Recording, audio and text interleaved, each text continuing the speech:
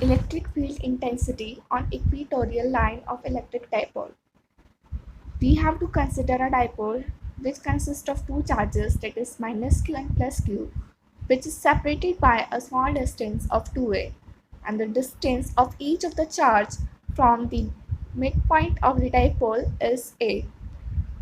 We have to take a point P on the equatorial line of electric dipole at which we have to find electric field intensity.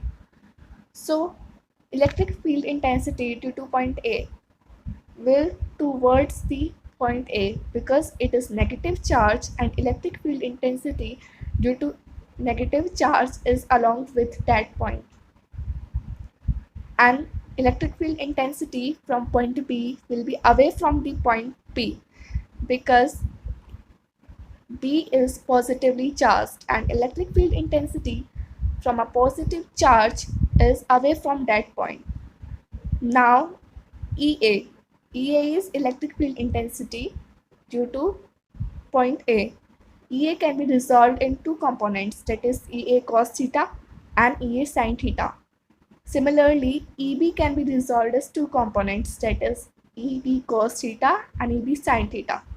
Mostly we get confused at which one is sin theta and which one is cos theta. So guys, the component along with the angle theta is cos theta, and the component away from the theta is sin theta. As EA sin theta and EB sin theta are equal in magnitude but opposite in direction, so they will get cancelled out. Due to same magnitude but opposite direction, EA sin theta and EB sin theta will be cancelled out. Now here comes to the magnitude of EA. What is the magnitude of EA? EA is kq upon r square plus a square. R square plus a square is the square of the distance between the point A and the P. Because it is A and it is R, then the hypotenuse will be under root r square plus a square. And in electric field intensity is kq upon x square. X is the distance between them. So under root r square plus a square whole square, that will be r square plus a square. Similarly, the magnitude of EB will be kq upon r square plus a square, as they are equal in magnitude. So net electric field intensity will be E cos theta plus EB cos theta, EA cos theta plus EB cos theta, because EB sin theta and EA sin theta got cancelled, so only cos theta component will be there. So net electric field intensity will be cos theta bracket EA plus EB.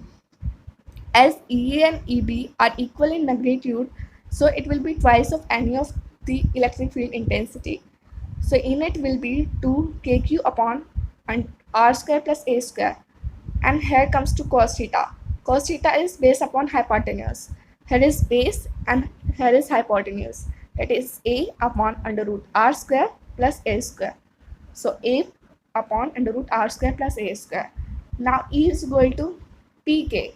Here P is the dipole moment, as we have discussed in our previous lecture that 2qa is equal to P, which is dipole moment. Dipole moment is nothing but product of either of the charges of dipole multiplied by the distance between them.